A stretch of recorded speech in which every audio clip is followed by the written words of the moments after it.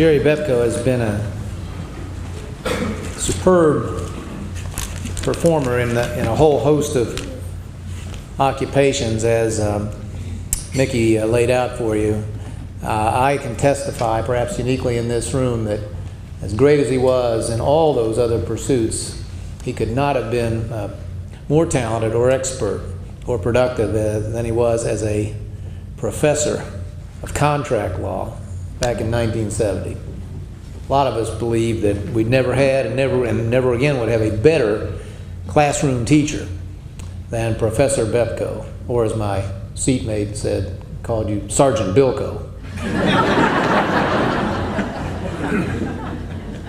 I'm grateful to the presenters Mickey assembled. There's a common denominator here other than comedic brilliance, and that is that each of these four people, if you didn't notice this, suspended spectacular careers in the private sector and other walks of life in order to give of themselves to public life in this state.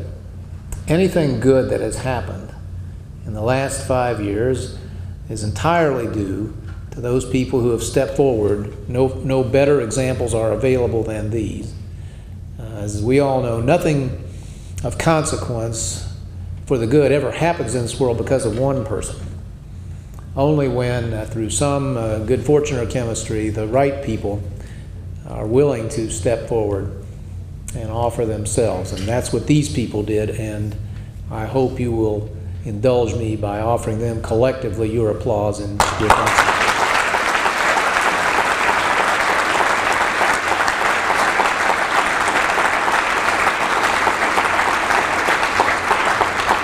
I'm incredibly honored by the presence tonight of Abraham Foxman, a genuine legend of this, the greatest of causes for so very, very long. And I know he's here because the incorrigible Maurer said, you want me to chair this dinner, you've got to come out personally. But whatever got him here, it's a great privilege for all of us. And of course for me, I had actually met him once before long ago, but he came right up and greeted me by name before I could say hello to him. And I said, well, Mr. Foxman, that's how marvelous of you to remember after so long. And he said, well, to be honest, I'm not that good with faces, but I never forget a suit.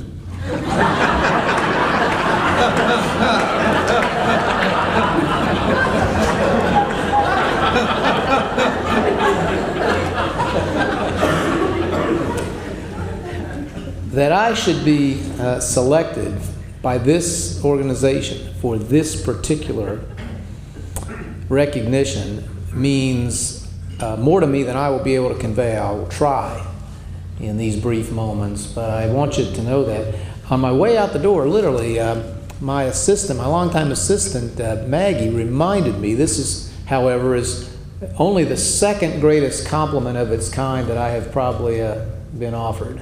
I had forgotten this, but she reminded me that a bosom buddy from college days, now Dr. Mark Eig of suburban Washington, D.C., still a very, very close friend, said, I guess to her about me, he said, Daniels is the smartest guy I ever met in my life who wasn't Jewish. Now that is a compliment.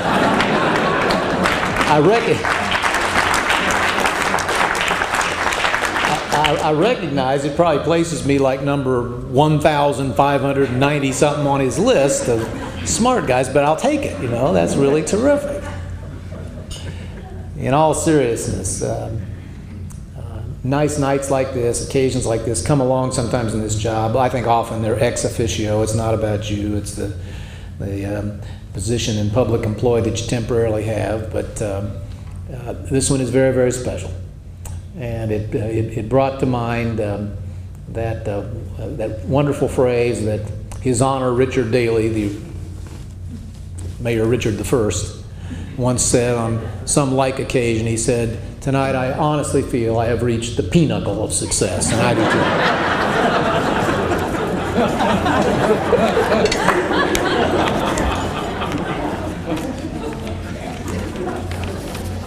I hope it's not inappropriate to intrude a few more serious reflections on what's been a fun night. And I don't want to ruin it by this. Somebody sent me a clipping from a little bitty paper in southern Indiana. It was about the passage of about the funeral of a local citizen of, I guess, some renown.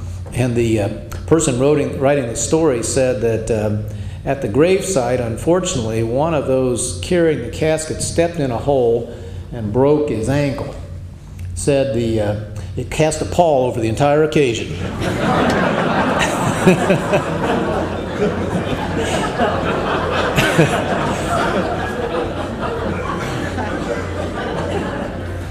That I do not seek to do.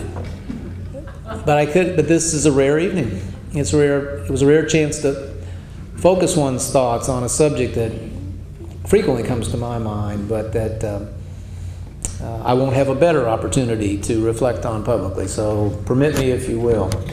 You know, the highest ambition, it seems to me, of any great cause is to pursue successfully its own obsolescence. That is, to work itself out of business, to succeed so thoroughly that there's no longer any need. I've been associated, for instance, with an organization that for many decades has sought to teach young people the history, the philosophy of free institutions, and to fill in any gaps that might be there in their education, and really to promote the idea of human freedom as the best way to organize societies and protect human dignity and produce peace in the world. There was a little window of time not long ago when you thought such organizations might have succeeded and could disband. It's clear now that was premature. History did not end, as some had forecast. I've just been thinking about the fact that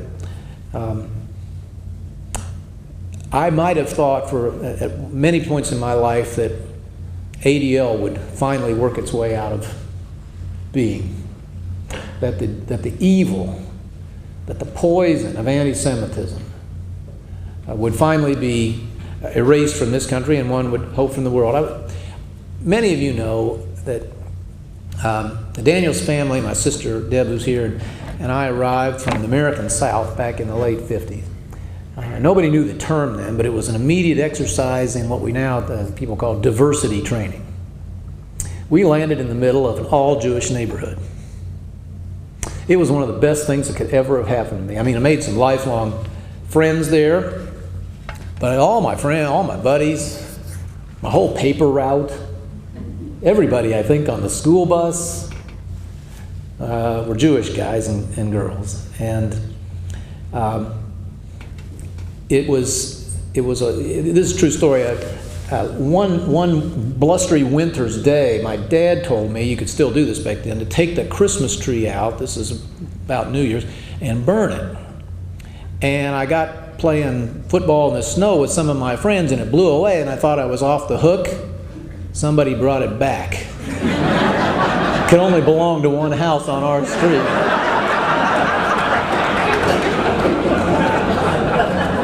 Got in big trouble. I went to college. Quotas, hidden dark secret of the Ivy League, pretty much been finally gotten rid of. Every Jewish kid had just as much chance to go to schools like ours and as they deserved. I got there, our class got there right on the heels of the Six-Day War. Everybody was thrilled with what Israel had accomplished in its own behalf.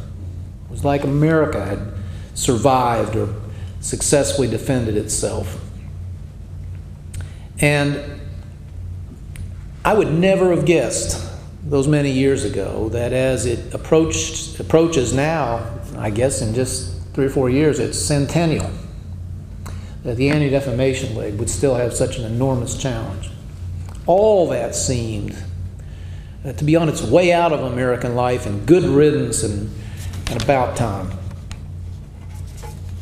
But now what one writer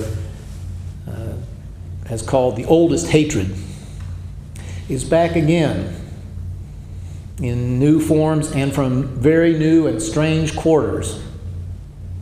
We didn't get a chance to hear the speech that Mr. Foxman prepared for tonight, but I'm going to go get it, and you should too, because I bet it catalogs, as so many other folks have recently, the astonishing virulence and widespread nature of anti-Semitism in this world. It is a matter of both surprise and also enormous alarm to me, and I hope to you. And how strange to me that sectors and people who I once thought of as allies of the Jewish people in the fight against anti-Semitism have changed uniforms and changed sides completely. Think about the international community. One of my early memories of living on West 73rd Street in Indianapolis was that on Halloween, my buddies and I went out and collected candy. The Jewish kids went out and collected money for UNICEF. I thought they were nuts, by the way. But the UN today, the UN for which they gave up their Halloween, is a hotbed of animosity and lies and hatred for the state of Israel and the people that created it. The African American community, it must be said. Who were the boys of Mississippi? Who died in Mississippi for civil rights? Who populated among the white people who went and joined with African Americans in the struggles of the late 60s? It was young Jewish people, as much as anybody. And yet, whether it's Mr. Farrakhan or others, there are things said these days that ought not be said in our land, and to come from people who should know better. The academic left.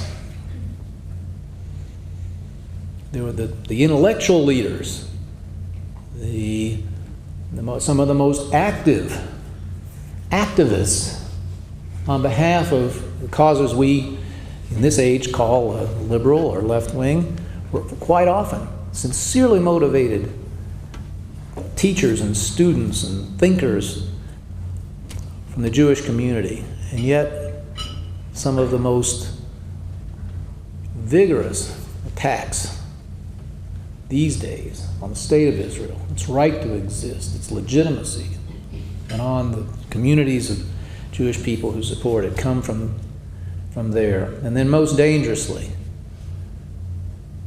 a very large sector of one of the great religions of this world, openly, unapologetically committed to threatening and hoping for the extinction of the state of Israel. Not a fringe movement of that religion, but a mainstream portion. And it just simply must be called for what it is. We have tried hard in our administration to welcome into the Indiana family everybody. And that includes the Muslim community of this state. I've held the first iftar dinners ever at the governor's residence. We have had regular meetings. And we have some wonderfully admirable people. I was so proud in the wake of the Fort Hood atrocity that as far as I could see, as far as I know, the first statement, clear statement of denunciation came from the Indiana Muslim Alliance that said, this is not the faith we believe in. This is unacceptable in every way. But that has not been the universal reaction. The congressman from the district in which we are meeting dismissed it as a matter of mental illness, ignoring the fact that as there once was a theory called Nazism that encouraged openly hatred of the Jewish people, encouraged violence against the Jewish people. and undoubtedly induce people of who are mentally challenged to do terrible things. Once again, we have this occurring in this world. If old allies have now become enemies, it is certainly more important than ever that new allies step forward. And I want to say to those people who are not of the Jewish faith, this is our fight too. This is as American a fight as I can imagine. And it is regrettable that too many people who see the world, see many of the world's issues, as I do, have sat out the struggle against anti-Semitism in the past. Maybe not been hostile to it, but have not participated in it. Left it to others. Left it to Mr. Foxman and brave people like that. And I would say to people of my faith, of my general philosophy, of government, of my political party, that's not acceptable. This cause needs every friend it can get. It is facing threats as real, as determined as any it faced in the 20s and 30s and in the centuries before. And if we've been held back because of disagreements over what I would term lesser matters, then those should be subordinated or set aside, or we can just agree to disagree. But in the face of the real dangers of today, it is just so necessary that all friends of freedom and all friends of justice call it as it is. Do not let slurs, let alone incitements to hatred and violence, pass unremarked because of fear that you're not being correct enough. We're so blessed in this town, if you don't know. Those of you who, and I hope it's all of you, who have read the book Defiance, who've seen the movie about the heroic Bielski brothers and their successful partisan activities, saving hundreds and hundreds of Jews in the toughest days of World War II. You know, we have a man in this town, Meyer Bronnecke, who was part of that. If you get a chance, be sure to meet him while we still have him. You're talking to history when you do. In the book Defiance, there's a term, Malbush, which, as I understood it from the book, described a person of intellectual gifts and great talent, but who was totally unsuited to the task of being a partisan, of fighting, of surviving in the woods. That hard, dangerous, and difficult work brought a whole new set of elites to the front, those who had been the peasants before in many cases. Let's not anyone here be a Malbush in the effort to defend freedom, to contest anti-Semitism. We need people of intellectual gifts. We need people, though, of courage and who are willing to do the hard and the dirty work. I have some great news for you, some proud news, and I've gotten permission to share it. I stumbled onto it as I was thinking about tonight, reading and rereading some things I've saved about the new anti-Semitism. I called Dr. Alvin Rosenfeld down at Indiana University, who had given 2 speeches that I had in my file, just to see if he had any thoughts about it, the topic. And he gave me the greatest news, and I'm so pleased that President McRobbie of IU is here. When, by his leave and Dr. Rosenfeld's, I share it with you. But very, very soon, on the campus of Indiana University, will be born a new institute, the Institute for the Study of contemporary anti-Semitism. I am so proud that that is happening and happening here in our state. Michael, thank you very, very much, and all your colleagues.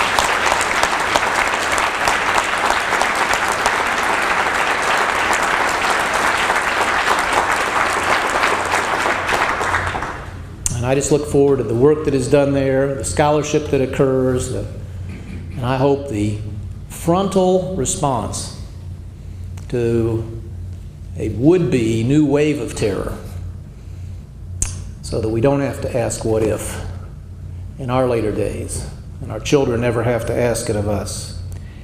It is surprising to me and sad in its way that America and the world still needs an Anti-Defamation League. But it's so uplifting and inspiring to me that you are all here. People in this job of mine are always thanking you for, when they shouldn't, they're thanking you for just doing things you were hired to do. Being thanked tonight for any paltry thing I have ever done in this effort, I think goes too far. I do. I will leave here, though, like Oskar Schindler, thinking about what the more I might have done, in my case at least, and yours, the more we all can do. I hope you'll go out of here with that same motivation, so that the oldest hatred is confronted in our state and in our nation with new energy and new courage. Thank you for this recognition, but mostly for your commitment to this most urgent of causes. Thank you.